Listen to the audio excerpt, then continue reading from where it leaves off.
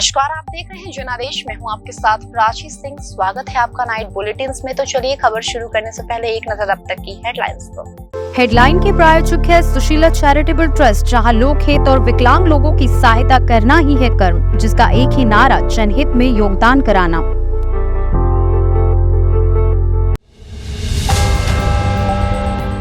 चित्तौड़ के गढ़ में छपी है 35 सीटें। मेवाड़ की सियासत को साधने के लिए बीजेपी ने बनाया game plan. Congress MLA Khaira की गिरफ्तारी पर सीएम केजरीवाल का बयान, इंडिया के साथ रहेगा आप। हनी ट्रैप में फंसाकर जासूस बना रही आईएसआई मैडम जेड वाला बुना जाल, पाक में इसके लिए खुले कॉल सेंटर। सेंसर बोर्ड के चेयरमैन कभी ऑफिस नहीं आते, इस पद पर रहे प्रहलाद निहालनी का आरोप, सीईओ की भ्रष्ट सरकार एक्शन को तैयार। टॉर्चर से परेशान शख्स ने टीआरआई ऑफिस से कूदकर दी जान, कोर्ट ने अब लिया बड़ा एक्शन। अब समाचार विस्तार से। 2023 के चुनाव में राजस्थान की जनता किस पार्टी में भरोसा जताएगी, ये तो आने वाला समय ही बताएगा। लेकिन इन सब के बीच पीएम नरेंद्र मोदी एक बार फिर राजस्थान का दौरा करने वाले हैं। 2 अक्टूबर को वो दक्षिण राजस्थान के चित्तौड़गढ़ में जहां कई विकास योजनाओं का समर्पित करेंगे, वहीं बड़ी रैली भी करने वाले हैं। राजस्थान में साल के अंत में छत्तीसगढ़ और मध्य प्रदेश के 7 विधानसभा चुनाव होने वाले हैं। कांग्रेस के सामने जहां अपनी सरकार बनाने की चुनौती है, तो वहीं बीजेपी किसी भी कीमत पर राजस्थान को अपने पाले में लाने की कोशिश कर रही है। अगर राजस्थान के चुनावी नतीजे को देखें तो हर 5 साल में सरकार का चेहरा बदल रहा है। क्या वो परिपाटी कायम रहेगी या वो परंपरा टूट जाएगी? इन सब के बीच 2 अक्टूबर को पीएम नरेंद्र मोदी का मेवाड़ दौरा अहम माना जा रहा है। अगर पीएम नरेंद्र मोदी के राजस्थान दौरे की बात करें तो करीब 7 दिन में ये दूसरा दौरा होगा। पीएम मोदी के दौरे से बीजेपी के लिए ये राज्य क्यों अहम है, खुद ब खुद समझा जा सकता है। आम चुनाव 2024 से पहले हिंदी हॉटलैंड के तीनों राज्य छत्तीसगढ़, मध्य प्रदेश और राजस्थान कांग्रेस और बीजेपी दोनों के लिए इसलिए भी अहम है क्योंकि इससे माहौल बनाने में मदद मिलेगी। इस समय छत्तीसगढ़ और राजस्थान में कांग्रेस की और मध्य प्रदेश में बीजेपी की सरकार, यानी कि जीत का समीकरण 2 से 1 का है।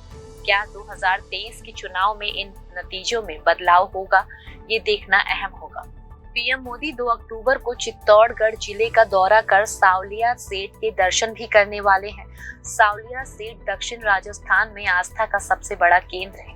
हाल ही में बीजेपी ने राजस्थान के 4 अलग अलग हिस्सों में परिवर्तन संकल्प यात्राएं निकाली थी और खास बात ये थी कि उन सभी यात्राओं को धार्मिक स्थलों से रवाना किया जाएगा। यहाँ समझने की कोशिश करते हैं कि मेवाड़ का इलाका बीजेपी के लिए क्यों अहम है। मेवाड़ के इलाके में राजस्थान, बसवाड़ा, भीलवाड़ा, उदयपुर, डूंगरपुर और चित्तौड़गढ़, प्रतापगढ़ जिले आते हैं। इन 7 जिलों में विधानसभा की कुल 35 सीटें हैं। अगर कुल सीटों की बात करें तो ये संख्या करीब 18% है। इन 35 सीटों में 2018 के चुनाव में बीजेपी ने 19 सीटें हासिल की थी। सीटों की इस संख्या से आप अंदाजा लगा सकते हैं कि बीजेपी को इस क्षेत्र में जनता ने भरपूर समर्थन किया था। ऐसे में बीजेपी के रणनीतिकारों को लगता है कि दक्षिण राजस्थान पर अगर जमीनी स्तर पर काम किया गया तो निश्चित तौर पर सीटों की संख्या में इजाफा होगा और उससे जयपुर का रास्ता आसान होगा। सीएम अरविंद केजरीवाल ने सभी अटकलों पर फुल स्टॉप लगा दिया है, जिसमें कहा जा रहा था कि कांग्रेस विधायक सुखपाल सिंह खैरा की गिरफ्तारी के बाद आम आदमी पार्टी और इंडिया गठबंधन के बीच दूरियां बढ़ गई है। पंजाब में कांग्रेस विधायक सुखपाल सिंह खैरा की गिरफ्तारी के बाद इंडिया गठबंधन में दरार की अटकलें पर दिल्ली के सीएम अरविंद केजरीवाल ने विराम लगाया। सीएम केजरीवाल ने बड़ा बयान देते हुए कहा कि किसी भी हालत में आम आदमी पार्टी गठबंधन से अलग नहीं है। इंडिया गठबंधन से हमारे रास्ते जुदा नहीं। मुख्यमंत्री केजरीवाल ने कहा कि पहली चीज तो मैं ये साफ कर दूं कि आम आदमी पार्टी इंडिया गठबंधन के लिए प्रतिबद्ध है। आम आदमी पार्टी किसी भी हालत में इंडिया गठबंधन से अलग नहीं होगी। गठबंधन के धर्म को निभाने के लिए हम पूरी तरह से कटिबद्ध हैं। सुखपाल सिंह खैरा की गिरफ्तारी के मामले पर मुख्यमंत्री अरविंद केजरीवाल ने कहा कि कल मैं सुना था कि नशे की वजह से किसी नेता को पंजाब पुलिस ने गिरफ्तार किया था। मेरे पास पूरी जानकारी नहीं है, इसके लिए पंजाब पुलिस से बात करनी होगी, लेकिन पंजाब की आम आदमी पार्टी की सरकार नशे को खत्म करने के लिए पूरी तरह से प्रतिबद्ध है। सीएम केजरीवाल ने कहा कि नशे ने हमारे युवाओं की एक पूरी पीढ़ी को बर्बाद कर दिया है। कितने बड़े पैमाने पर नशा है, आप इसकी कल्पना भी नहीं कर सकते। तो उसके खिलाफ जो जंग छिड़ी हुई है, उस जंग में कोई कितना भी बड़ा आदमी हो या कितना भी छोटा आदमी, उसे फिर बख्शा नहीं जाएगा। मैं किसी एक केस या किसी व्यक्ति पर टिप्पणी नहीं करना चाहूंगा, क्योंकि मेरे पास डिटेल्स नहीं है। पंजाब के कांग्रेस विधायक सुखपाल खैरा को गुरुवार को ड्रग्स तस्करी के मामले में गिरफ्तार कर लिया गया था। इसके लिए सुबह सुबह जलालाबाद पुलिस पूरी तैयारी के साथ उनके चंडीगढ़ के आवास पर पहुंची थी, जिसके बाद पुलिस ने कांग्रेस विधायक सुखपाल खैरा को उनके चंडीगढ़ के आवास में गिरफ्तार कर लिया गया। खैरा का आरोप है कि पुलिस ने उनको एक घूंट पानी तक नहीं पीने दिया और उनके हाथों से ग्लास छीन लिया। हालांकि खैरा की गिरफ्तारी के दौरान उनके समर्थक ने पंजाब सरकार के खिलाफ नारेबाजी की। वहीं पुलिस ने कहा कि खैरा को साल 2015 के NDPS एक्ट में दर्ज के एक पुराने मामले में गिरफ्तार किया गया, जबकि सुखपाल खैरा ने आरोप लगाया कि मुख्यमंत्री भगवंत मान बदले की भावना से काम कर रहे हैं। खैरा ने कहा कि उन पर झूठे केस दर्ज किया गया है और इस मामले में सुप्रीम कोर्ट ने उन्हें राहत भी दे दी है। पाक इंटेलिजेंस एजेंसी ISI की साजिश को लेकर बड़ा खुलासा हुआ है। ATS की पूछताछ में जासूस शैलेंद्र कुमार ने कई बड़े खुलासे भी किए हैं कि कैसे हिंदुस्तानी लड़कियों को फंसाया जा रहा है। के लखनऊ में जासूस शैलेंद्र ने बड़ा खुलासा करते हुए बताया कि भारतीय लड़कियों को फंसाने के लिए पाकिस्तान के कई शहरों में कॉल सेंटर खुले हुए हैं। हनी ट्रैप में फंसने वाली महिला का कोड नेम मैडम जेड था।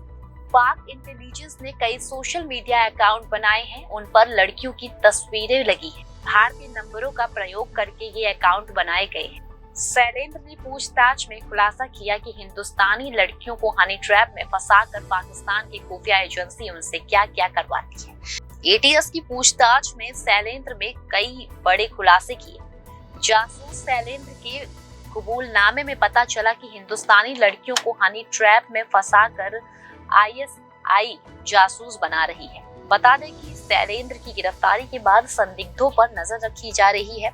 ISI के नेटवर्क पर फिर से जांच तेजी से हुई है। यूपी ATS ने जासूसी प्रसंगों की पड़ताल तेज की है। ISI हनी ट्रैप में फंसाकर उनको जासूस बना रही है। जान लें कि कोर्ट ने शैलेंद्र के 7 दिनों की रिमांड मंजूरी कर दी है।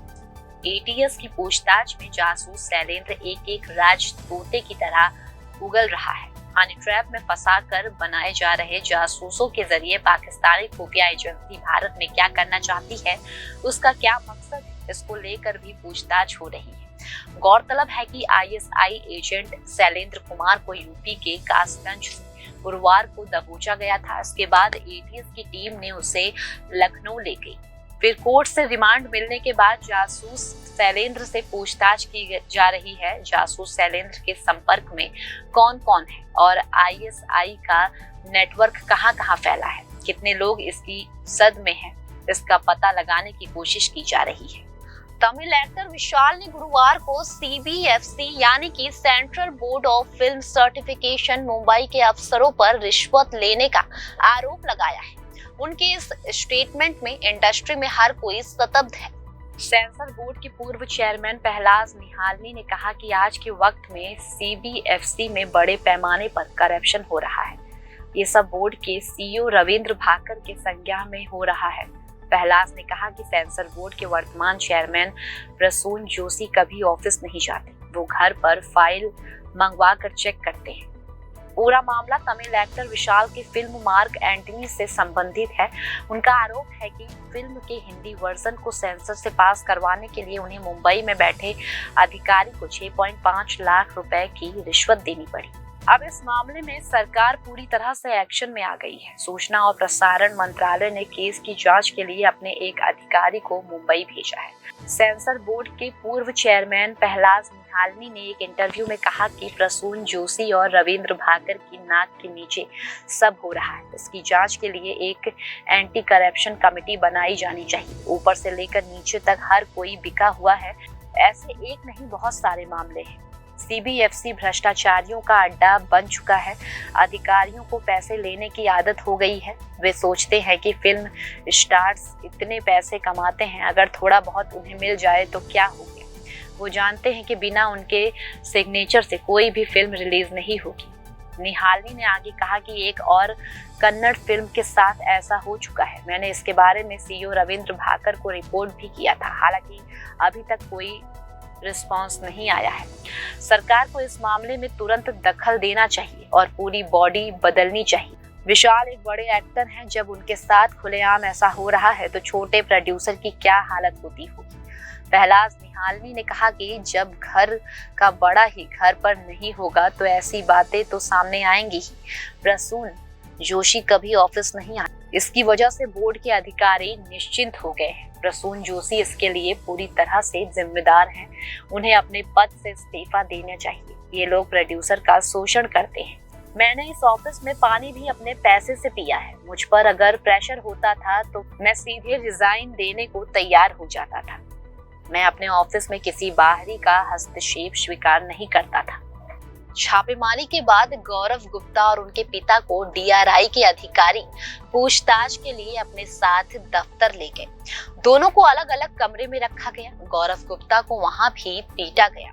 उनके पिता अधिकारियों की ओर से हो रही पिटाई और बेटे के रोने की आवाज सुनते रहे। राजस्व खुफिया निर्देशालय यानी डीआरआई के 4 अधिकारियों पर आरोप है कि उन्होंने एक शख्स को हिरासत में इतना ज्यादा टॉर्चर किया कि उसने डीआरआई के दफ्तर की खिड़की से कूदकर खुदकुशी कर ली। साकेत कोर्ट ने अब इन अधिकारियों को बतौर आरोपी पेश होने के लिए समन जारी किया है। कोर्ट ने ये समन दिया कि दिल्ली पुलिस की ओर से दायर चार्जशीट पर संज्ञान लेते हुए जारी किया है। दिल्ली पुलिस ने डीआरआई अफसरों परमिंदर निशांत और मुकेश पर आईपीसी की धारा 323, 341, 166, 352, 362, 348, 306, 330, 34 के तहत केस दर्ज किया है। वहीं कोर्ट ने अपने आदेश में डीआरआई के अधिकारियों की कार्रवाई को गैर कानूनी मानते हुए एजेंसी के लिए अपनी ओर से कुछ दिशा निर्देश भी जारी किए। मामला 24 अप्रैल 2018 का है, जब डीआरआई की टीम ने पीड़ित गौरव गुप्ता के घर और शोरूम पर छापा मारा। 25 अप्रैल सुबह तक चली इस रेड में डीआरआई ने गोल्ड, सिल्वर और विदेशी मुद्रा बरामद की। डीआरआई की टीम ने दफ्तर पहुंचते ही सारे टेलीफोन कनेक्शन और वहां लगे 12 से 13 सीसीटीवी कैमरे को हटा दिया। गौरव गुप्ता के पिता के दिए गए बयान के मुताबिक जांच में सहयोग देने के बावजूद एक अधिकारी ने उस पर रिवॉल्वर तान। कोर्ट ने अपने आदेश में कहा कि महिला अधिकारी को छोड़कर डीआरआई के बाकी अधिकारियों ने स्टाफ और घरवालों की मौजूदगी में गौरव गुप्ता के साथ मारपीट की। छापेमारी की कार्रवाई के बाद गौरव गुप्ता और उसके पिता को डीआरआई के अधिकारी पूछताछ के लिए अपने साथ दफ्तर ले गए। दोनों को वहां अलग अलग कमरे में रखा गया। गौरव गुप्ता को वहां भी पीटा गया। पास के कमरे में मौजूद उनके पिता अधिकारियों की ओर से हो रही पिटाई और बेटे के रोने की आवाज सुनते रहे। इस बीच गौरव गुप्ता ने डीआरआई के दफ्तर के खिड़की से छलांग लगा दी, जिसके बाद उसकी मौत हो गई। गौरव गुप्ता के पिता ने पुलिस को दी गई शिकायत में डीआरआई के अधिकारियों पर बेटे की हत्या का आरोप लगाया, लेकिन पुलिस जांच के मद्देनजर कोर्ट इस नतीजे पर पहुंचा कि ये आत्महत्या का मामला है। अब कोर्ट को तय करना है कि उसने मर्जी से छलांग लगाई या डीआरआई के दफ्तर में ऐसा कुछ हुआ कि उसे आत्महत्या के लिए मजबूर होना पड़ा। कोर्ट ने अपने आदेश में कहा कि डीआरआई के अधिकारियों ने जिस तरह से गौरव गुप्ता और उनके पिता को गैर कानूनी तरीके से हिरासत में रखा, ये सीधे तौर पर शक्ति का गलत इस्तेमाल है। पुलिस जैसे जांच एजेंसियों के लिए तो जांच की प्रक्रिया को लेकर सेफगार्ड और गाइडलाइन है। लेकिन डीआरआई और कस्टम जैसी एजेंसियों के लिए ऐसी कोई गाइडलाइन नहीं है।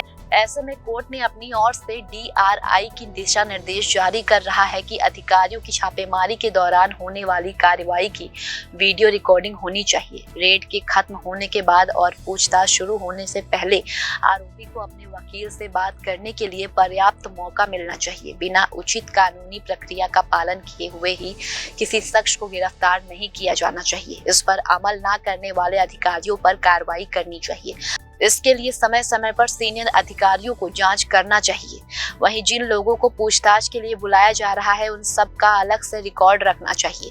आरोपी से पूछताछ की वीडियो ऑडियो रिकॉर्डिंग होनी चाहिए और इसे तब तक रखा जाना चाहिए जब तक कि आरोपी के खिलाफ केस खत्म न हो जाए या फिर अपील फाइल करने की समय सीमा खत्म न हो जाए। इस मामले की अगली सुनवाई 17 अक्टूबर को होगी। फिलहाल खबरों में सिर्फ इतना ही। आगे खबरों में बने रहने के लिए देखते रहिए जनादेश।